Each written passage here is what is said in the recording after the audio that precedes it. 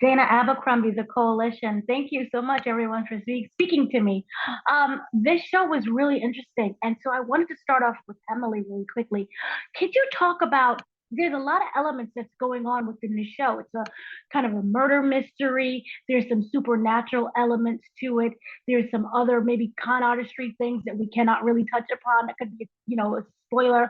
But what was it about the script that you really wanted to pull from it and balance all of these elements together? I think the thing that unites all the different elements and all the different genres that coexist in this show is the humanity of the characters. And that was the thing that with this and with everything is always, my chief interest is seeing what makes people tick, because I don't believe that anyone is just good or just evil. I don't believe that anyone does anything without a motivation. And I think the human being's capacity to rationalize their actions is always amazing to me, where it's like everyone has a reason for what they do. And even if the reason doesn't make any sense to another person, to that person, it makes sense. And they've thought about it and they've made a decision, or they haven't, they've acted rationally, but there's always an explanation. And that to me is sort of what brings it all together. In terms of the supernatural, it's like, okay, why is this person seeing this specter? Like, what is that about? Is this person's mind playing tricks on them? Are they losing their grip on reality? Is this really happening? And with the murder mystery, or the sense that something has happened that might not be what we think it is, what really did happen and why?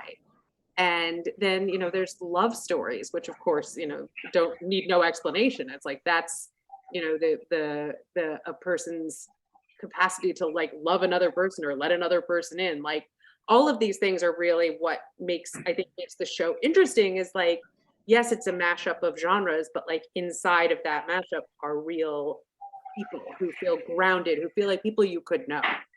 Right. And so also I was wondering for Amy, sorry, as Tori, she is not very welcoming, especially to Elena, but also it seems like that's just her personality. And so I was wondering, can you touch upon where does that distrust kind of stem from? And is there a layer of insecurity within that? Yeah, I think, she's grown up in the Greybourne. This is all she's ever known. And I think she has a real sense of that she needs to protect it. And I think, I can imagine if you were really wealthy, that you get this sense of that people always want something from you. And I think Tori has that at her core. Like, what are they trying? They're trying to take this away from me? She has this very sense of she needs to protect her image, her name, the money, her nephew. Everything is her responsibility. And so when Elena comes in and she sees she's not going to have much control over this woman, it really poses a threat to everything she knows. Wonderful. And so for Warren as Matthew, what's interesting is that there are moments where he talks about staying the same after the death of his wife, especially when it comes to work and always being busy. But how has the death of his wife impacted him differently, changed him? Yeah, I mean, the whole thing starts off with such a tragic event that it sets so many things on its course. But for him in particular, I don't know if he's having time to grieve, really. Do you know what I mean? Like, he's got a son and that's his sole focus, and how do I help Jasper heal? And so that's why when Elena comes in, you can see she's very different, she's very ballsy, she's not like the other people, the other nannies he's spoken to. And so when he sees that connection, I think it's just such a relief to be like, oh, maybe we can move forward, maybe we can do this, because I don't think he's given himself enough time to grieve. I think he just quickly went, that's why he busies himself. It's why he seems kind of really normal in a lot of situations. We'll show the cracks here and there about what he's going through, but his main goal is the wellness of his son. And that is more important and it trumps everything else as far as his own grieving, his own, situation. What's he going to do next?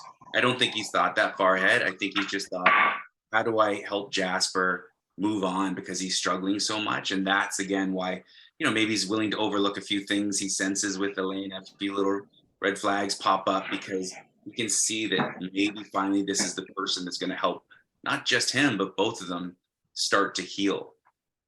Would you say also that there's loneliness within Matthew? He's very isolated. Either he's working, or we kind of see him out the house sometimes, or he's in the house, but not really with his son. There are a few moments, but not all the time. Yeah, I think, I mean, I think he's very lonely, because you have to also understand, I mean, he wasn't born into this world, he married into it.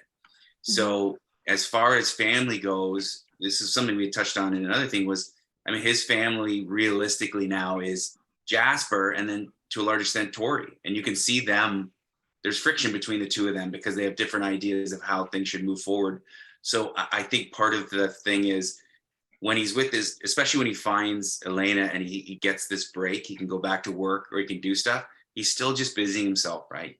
Like I still believe he's going off, he's closing the door, and that's when he's starting to have his moments, because I just think that's it. Like I said, he really doesn't have any family. We don't see about it. So when do we get to grieve? Well, for different people, it's different times. And so this small family unit that he has, I mean, he's not of the Greybourne, so that's not his family. I don't think he trusts anyone, and no one should be trusted. And as we see moving forward, and the little cracks start to appear in the relationships with all the different people, but I think you nailed it. I think he feels very, very alone. So when Elena shows up, she's just this life preserver of like, even if that's what I mean when she's not just there to help Jasper move forward, but by in doing that, she's going to allow him to maybe start to heal as well. Okay. And really lastly, I was wondering, can that communication be opened again within the family, within Tori and Matthew? For anyone who wants to take this. Go ahead. Yeah. I think so. I mean, Tori and Matthew, like in a lot of ways, have the closest relationship of all. And it's not something that we get to see a lot, like a sister and brother-in-law.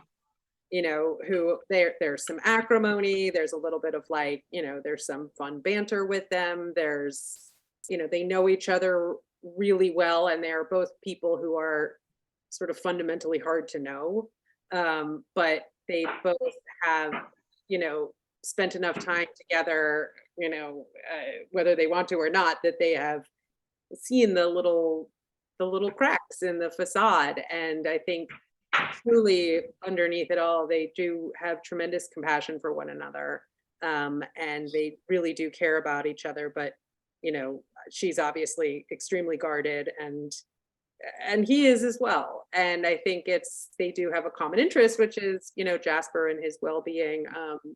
And I think to some degree Tori uses that a little bit as a human shield. But I think that's a relationship to watch.